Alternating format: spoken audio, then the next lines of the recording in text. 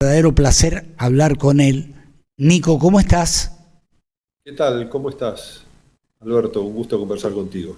Bien, me parecía más que oportuno porque empecé el programa hablando con Víctor Moñigo, que es el presidente del CIN, ¿sí? Bueno, estuve hablando de vos y del vínculo que siempre has tenido con la provincia de San Luis a través de la UMED. Espero que bien, espero que bien. No, de vos bien, amigo, de vos bien, ¿sí? Porque, bueno, me parece que hoy el tema educativo está en discusión, una discusión que creíamos, es decir, en cuanto a la calidad educativa, siempre. Ahora, en cuanto a algunas cuestiones que tienen que ver con la esencia misma de la educación y el acceso a la educación, Milei nos ha puesto en una situación realmente muy compleja y Seba, mi compañero, hacía referencia a lo que se aprobó en la Cámara de Diputados hoy, a la mañana, ¿sí? Tempranito, ¿sí? Y entonces, bueno, eran varios temas, digo, tengo que hablar con Nico, ¿sí? A ver, yo creo, Arturo, que lo que estamos... Subime un poquito. Hola, ¿y me escuchás, Alberto? Sí. Sí, estamos Sí. tratando de subir el volumen, nada más. No, yo lo que creo, Alberto, es que lo que vimos en el Congreso de la Nación es la síntesis de la contradicción de este gobierno, de una marcada hipocresía, porque ¿qué se aprobó en la Cámara de Diputados? Por un lado, promovido por el PRO, que son grandes ajustadores presupuestarios de la educación, digo, para recordar un solo momento, en los 2 años que Finocchiaro fue ministro de Educación, la inversión educativa, no lo digo yo, lo dice CIPEC en su análisis de inversión educativa, en esos 2 años, el presupuesto educativo cayó 30%. De los 33 puntos que cayó la inversión educativa en la gestión de Macri, 30 se lo debemos a la gestión de Finocchiaro en esos 2 años. Sí. 3 a Esteban Bullrich, 30 a Finocchiaro. Y ellos, y igual que el PRO, porque hoy, que los libertarios, hoy estamos viviendo el ajuste en términos de inversión educativa más fuerte de la historia argentina, ¿no? Y ellos aprobaron hoy, más temprano, determinar que la educación tiene que ser un servicio esencial cuando se dedican a desfinanciarlo. Pero ¿qué ocurrió horas después? Se aprobó también en la Cámara de Diputados, con distinta composición de mayoría, porque se opusieron los libertarios y el PRO, a que el presupuesto universitario, que está teniendo un ajuste, una caída de más del 150% de la inversión por debajo de la inflación, que la inversión educativa universitaria crezca al menos como crece la inflación en Argentina. Entonces veamos esa contradicción. Dicen que es un servicio esencial y se dedican a desfinanciar el sistema educativo. Bueno, me parece que la discusión que tenemos que llevar en términos de la política es cómo construimos herramientas que permitan darle al sistema educativo, tanto el sistema educativo universitario, que está su financiamiento exclusivamente en cabeza del Estado Nacional, y la educación obligatoria, donde estamos viendo que gran parte de la inversión está en cabeza de las 24 jurisdicciones, las 23 provincias y la Ciudad de Buenos Aires, y una fuerte retracción, un desapego absoluto por parte del Estado Nacional a asumir la corresponsabilidad de financiar el sistema educativo. Entonces creo que es un momento de debatir fuertemente qué sistema educativo queremos en el marco también de una recesión económica muy fuerte que agrava todos los indicadores sociales. El sistema educativo que queremos indudablemente no es el que pretende Javier Milei, ¿no? O lo que representa Milei y todos los que lo acompañan, exacerbado, lo de Macri, hoy llevándolo a un límite casi inconcebible según nuestra concepción de la educación.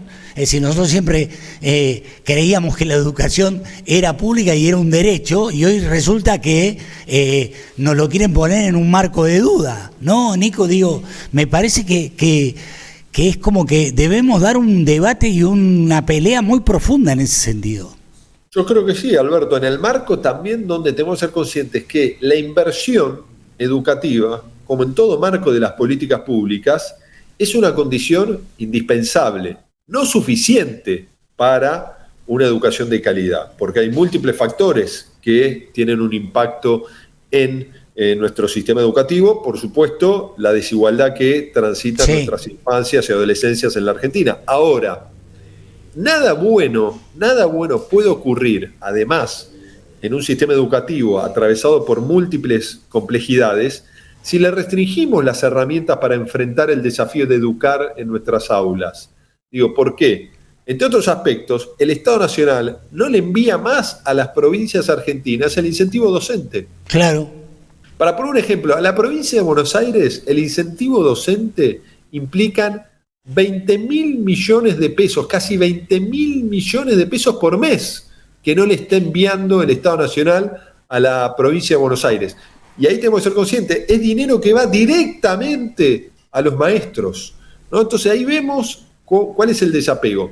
Obras de infraestructura escolar, tanto construcción de nuevos establecimientos educativos como mantenimiento de estructura existente, el Estado Nacional no está aportando absolutamente nada. Computadoras, libros, tampoco. Conectividad tampoco. No se está pagando la conectividad en nuestras escuelas, salvo San Luis, Córdoba y la Ciudad de Buenos Aires, que tiene un esquema de conectividad propio. En el resto de las provincias argentinas, la conectividad la pagaba el Estado Nacional. Claro. Y hoy no le está pagando. Bueno, entonces ahí vemos lo que es ese desapego. Entonces, esta disociación que existe entre lo que dicen, que queremos que la educación sea un servicio esencial, y lo que hacen, que es de financiar la escuela. Entonces, me parece que podemos declarar la educación un servicio esencial, sí, si también le ponemos una carga a la política y a estos políticos mentirosos como Finocchiaro, como los libertarios, que se llenan la boca hablando de educación,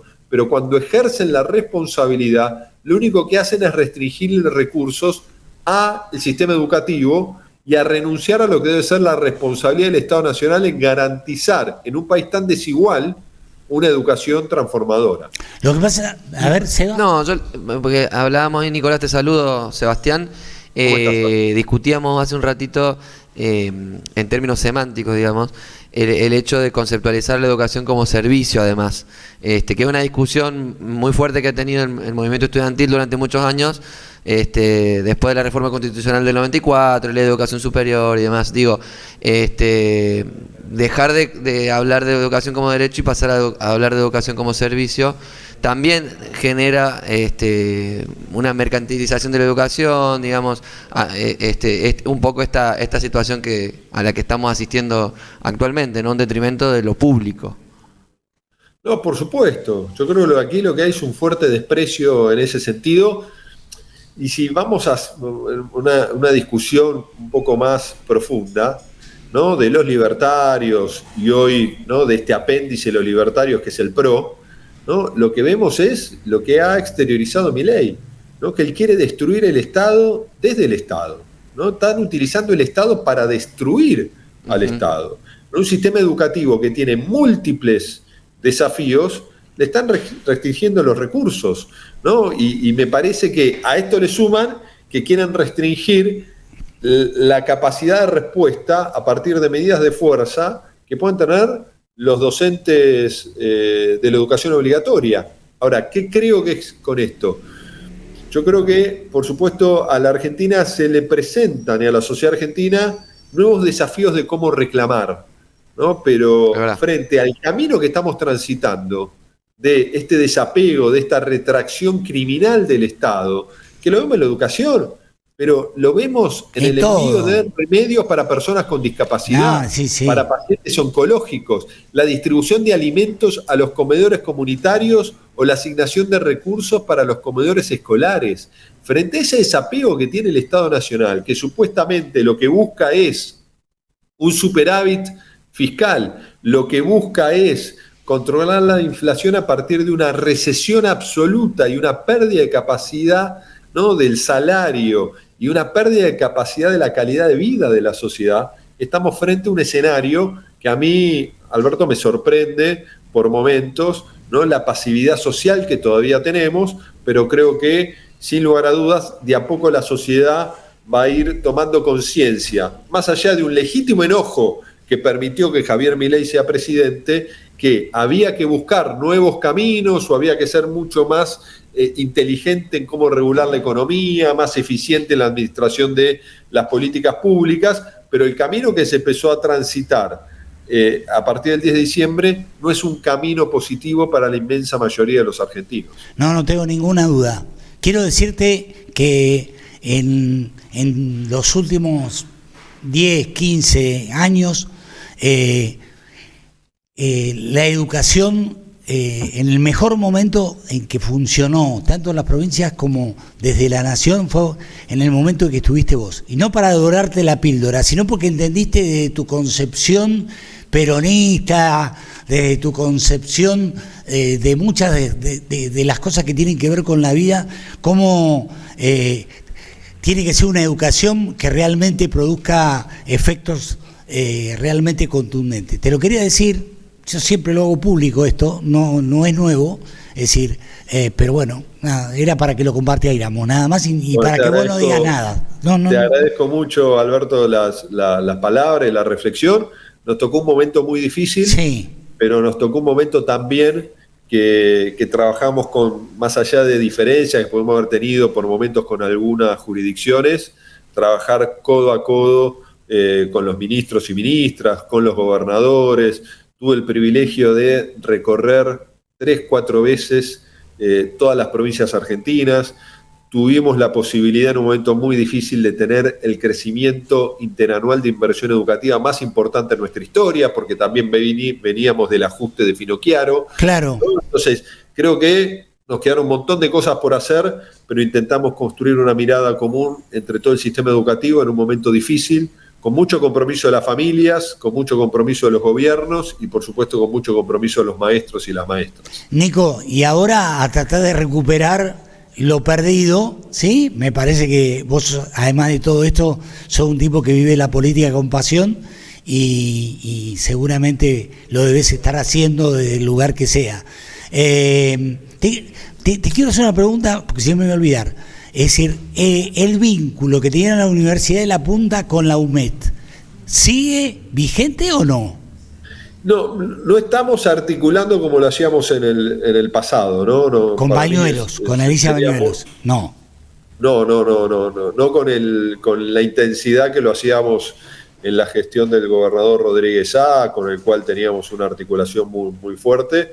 Pero bueno, son vínculos institucionales que siempre son importantes, ¿no? Fortalecer el diálogo, la interacción, los aprendizajes. No, porque para San Luis, para un montón de gente, fue tan importante, gente que jamás hubiera tenido la chance de poder estudiar, la tuvo a partir de eso, por eso te lo preguntaba, ¿sí? No, la Universidad de La Punta o la propia Universidad de Oficios que tiene la provincia, sí. Me parece que fueron todas iniciativas muy importantes en una provincia que a partir de sus políticas públicas también uno lo observa cuando yo te mencionaba lo de conectividad, ¿no? Toda la autopista de conectividad que tiene San Luis, y no hablo de la autopista de los automóviles. No, la autopista informática.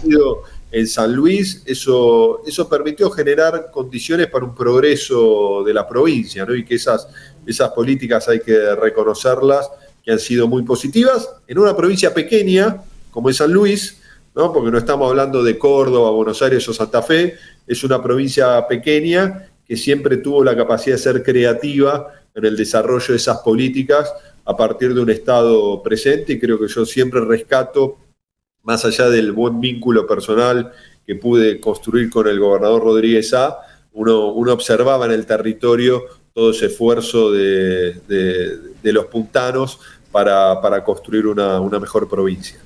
Nico, te agradezco este ratito de charla, tratemos de tenerla más seguido, a nosotros nos hace bien y a la gente le hace bien escucharte.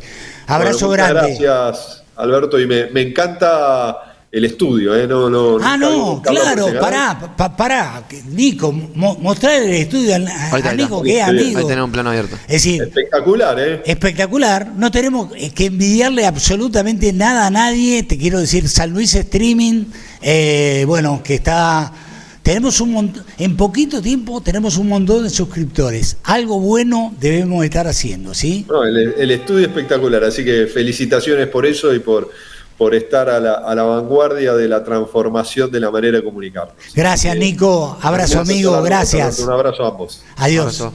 Nicolás Trota, ex ministro, amigo, Nico, además, Nacional.